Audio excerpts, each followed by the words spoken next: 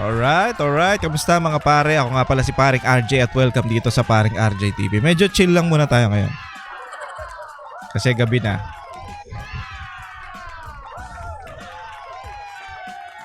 Gabi na o umaga na ba? Anyway mga pare, kamusta kayong lahat? At meron tayong malupit na balita ngayon kasi sa sobrang kakapalan itong tambaluslos na to. Sinabi niya mismo sinabi ng tagapagsalita niya na si Barbero o si Barbers na hindi talaga siya magbibitiw sa pwesto niya bilang speaker. Tignan nyo, ang kapal ng mukha. Kasi biruin mo ang sigaw na ng taong bayan. Bumaba ka na dyan, Romualdez, dahil ang dami mo ng anomalya Tapos parang nagbibingi-bingihan siya sa mga naririnig niya o yung mga sigaw ng taong bayan mismo sa kanya. Kasi isipin mo to, ang sigaw ng taong bayan, umalis ka na dyan at pinagmumura ka nga at maraming bumabati ko sa'yo dahil nga sa nangyayari dyan mismo sa sinasakupan mo. At nagkakaroon na nga ng komusyon dyan at nagkakaroon na ng kaguluhan dyan sa kamera dahil sa pamumuno mo, di ba? Tas ayaw mo pang umalis. Ngayon, nagsasalita ka pa ng kung ano-ano. For example, yung sinasabi niya, hindi ko papayagan ang may korupsyon na manaig. Alam mo yun, yung China, kung hindi mo papayagan, bakit nangyayari? Parang ikaw lang sa tanang buhay o sa simula nung nagkaisip o yung nakakaintindi na ako ng politika, parang ikaw lang yung nakita ko na pinakamagulong speaker. Kumbaga, nagkaroon ng kaguluhan nung ikaw ang namuno, di ba? Agree ba kayo dyan mga pare? Kasi yun ang napapansin natin sa style nito Wala nang, parang alam mo yun, wala na akong pakialam kung anong sabihin nyo, wala na akong pakialam kung anong mangyari. Basta nasa kapangyarihan ako at hanggang dito ako, pananatili ako dito. At meron nga na isa nagsalita na isang representative ng 4th District dyan sa may Dasmariñas, Cavite, si Miao.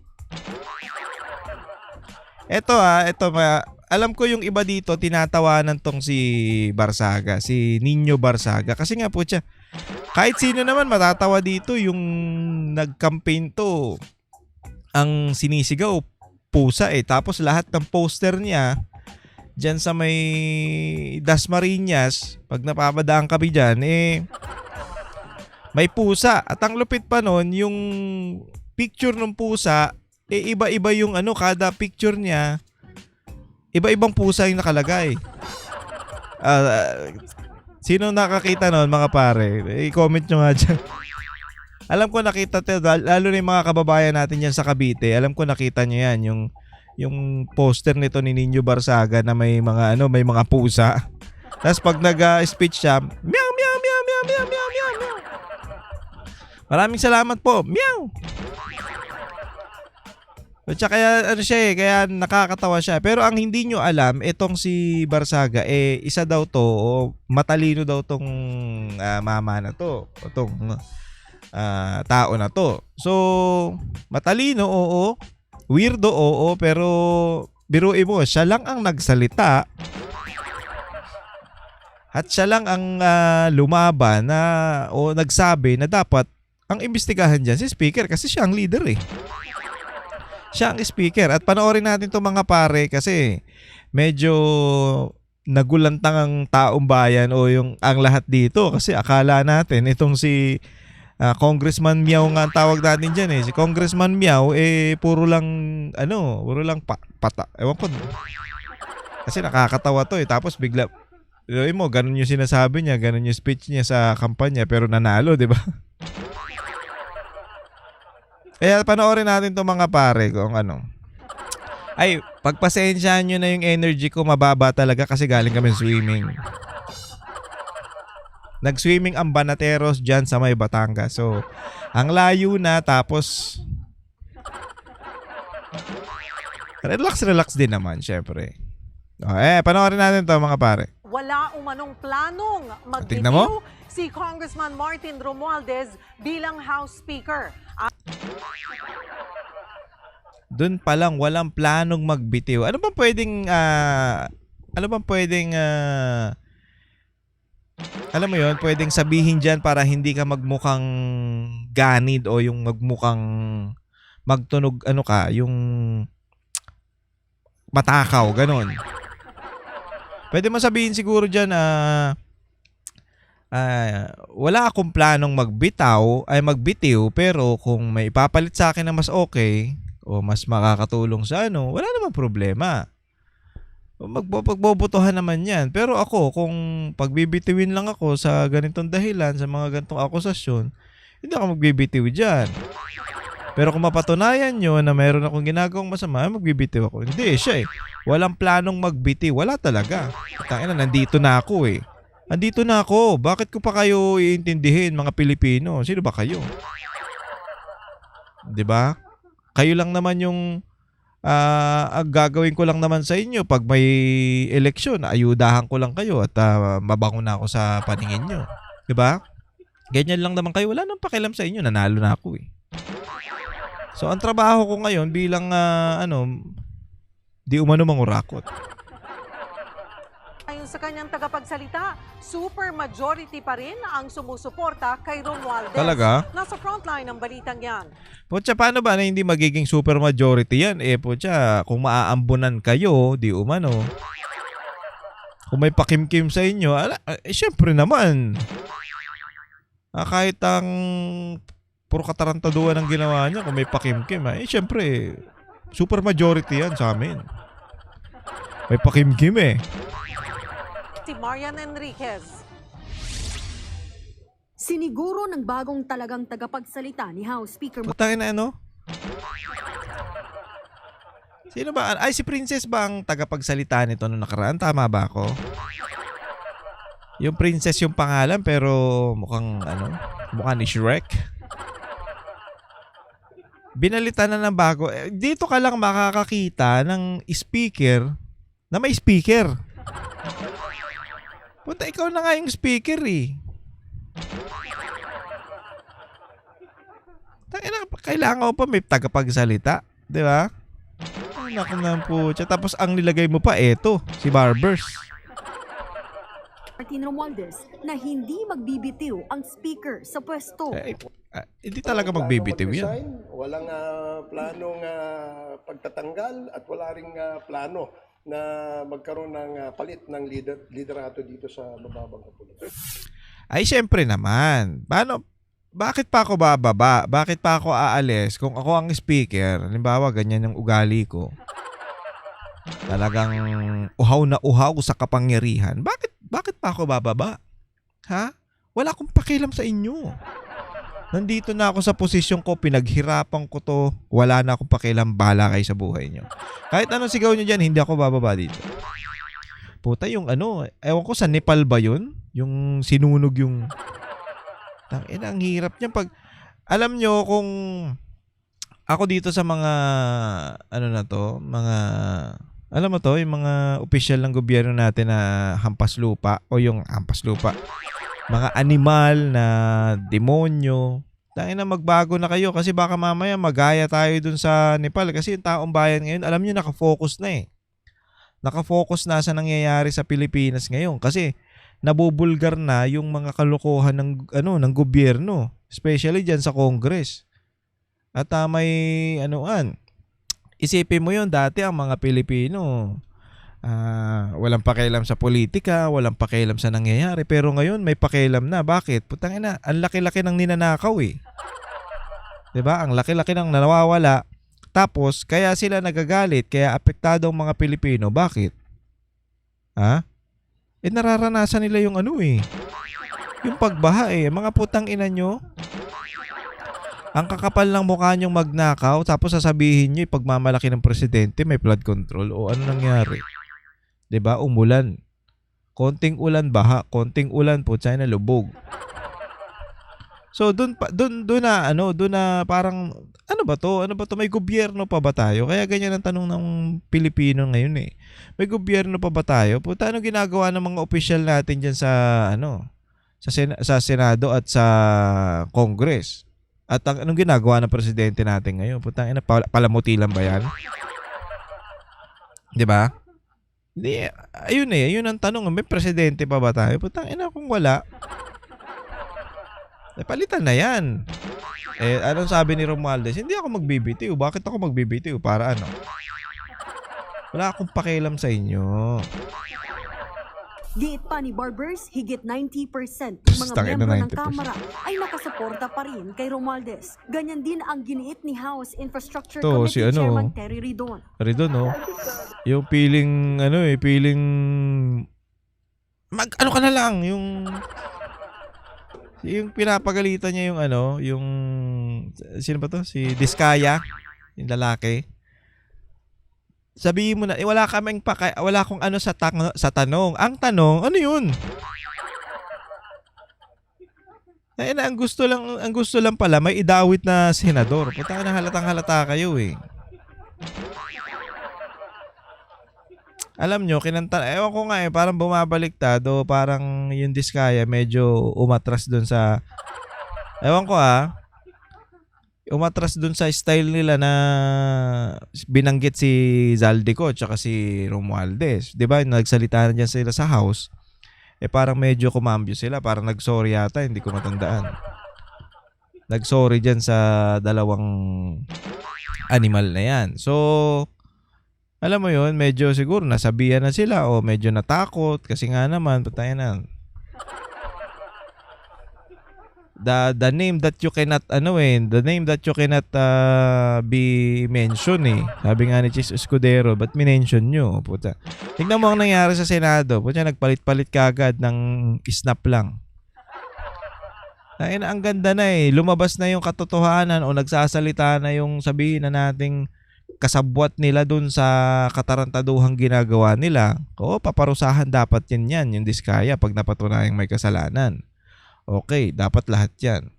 Pero nagsasalita na kung sino yung ulo. Puta, biglang pinalitan. Ano to? Gago? Putang nakala nyo hindi namin alam yung ginagawa nyo katarantaduhan. Mga hudas kayo Super majority for the speaker remains. No? So I think that should be the end of that. Pero sabi ni Cavite Ito na. 4th District Representative Kiko Barzaga, dapat unang imbestigahan ang speaker kaugnay ng maanumalyang flood control projects. Oo, kasi isipin nyo, diba? Siya ang speaker Siya ang nag-aano ng budget dyan Putya kung mayroon anomalyang nangyayari dyan, tapos hindi niya tinutugis, putya, alam na natin yan. Diba? Hinahayaan yan.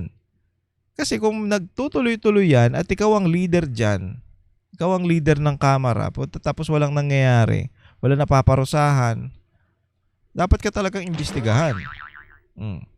Kasi, putya, nangyayari bakit hinahayaan mong mangyayari ang mga yan? Dahil hinahayaan mo nangyayari yung corruption, di ba? Ba't ginaganto mo yung budget? Ba't ginaganto niya sa small committee? Ba't pinapalitan nyo? Ganito yung request. O yung sinasabi nga ni BP Sara na ang sabi niya 5 billion lang yung request niya. Putya, ginawang 15 para kanila yung 10. Ano to? Well, I believe that alam nyo, paloko-loko lang to. Mukha lang tong weirdo pero matalino to si Barzaga. anyone should be investigated, the first person to be investigated is House Speaker Martin Romualdez. Yun. Putang ina mo. Pero pa-weirdo-weirdo to. Iniisip natin na wala itong magagawa pero nagsalita patungkol dyan. Ang dapat natin imbestigahan, the first person we will, ano sabi niya dyan? Kailangan nating imbestigahan is Martin Romualdez talaga. Kasi siya yung leader Siya yung speaker. Because he's now Speaker. He's the House Speaker. Yan talaga. Tapos anong sabi ni Barbers? Bukas naman daw si Romualdez na makipag-usap kay Barzaga. Nangina, dito Nako, ang kinakatakot ko dito, baka pag initan to si Nino. Ay, Nino. Ano nga nito? Si Barzaga, di ba? Baka pag initan to si Barzaga na, ano ka, bago-bago mo dito, bago-bagong salta mo dito Tapos dadaragin mo ako. Sana, ewan ko mukha namang maayos tong bata na to. Kasi parang alam ko mas matanda pa ako dito. Pero mas matalino to. Iba yung atake nito. Biruin mo, sa dami ng congressman, sa dami ng party list, puta siya lang nagsalita. Sa dami ng kongresista, siya lang ang nagsalita na dapat imbestigahan natin si Romualdez. Kasi siya ang House Speaker eh. Puta, kaya nyo yun? Siya na nakagawa nun. Kaya palakpakan dahil ano yan. Biruin mo, kabitenyo. Diba? Samantalang yung isang taga-Cavite dyan, yung may anak na ano. The speaker would be available, to give him that time and discuss things or ask clarifications directly from the speaker. Sa gitna ng mga kontrobersya, tila hindi pa rin namamatay ang alingas-ngas ng posibleng rigodon sa Kamara. Ang tanong, matibay ba ang kapit ni Romualdez o may darating pang bagyong maaring... Kasi parang natutunog-tunugan na parang magkakalas tong o ano ba ang tamang term doon? Hindi ko magets eh. Yung sinasabi nila parang mabubuwag o hindi naman mabubuwag. Parang magsha-shutdown itong Congress dahil sa nangyayaring anomalya sa kanila. Biruin mo, turuan sila ng turuan, naglabasan yung mga korupsyon. Puta, matataranta ka talaga dyan. Tapos, ang ginagawa nung Kamara, para nga naman hindi lang sila ang madumi, gagawin nila, idadawit nila dapat may madawit na senador. Para hindi lang kami madumi. Kayo din, Same lang tayo. Diba? Kaya dinawit nila si Jinggoy, dinawit nila si, I think, Villanueva, diba?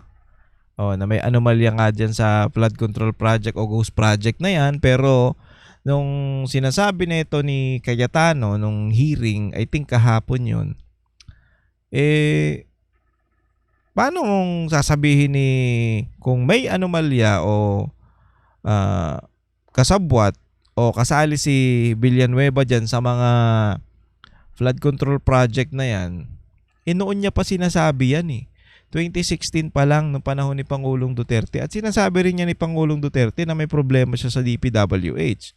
So, kung ako ay kasabwat o ako ay kasali o kasama ako doon sa mga nangungurakot, puta, hindi ko pag-uusapan yung issue na yan kasi baka mayari ako.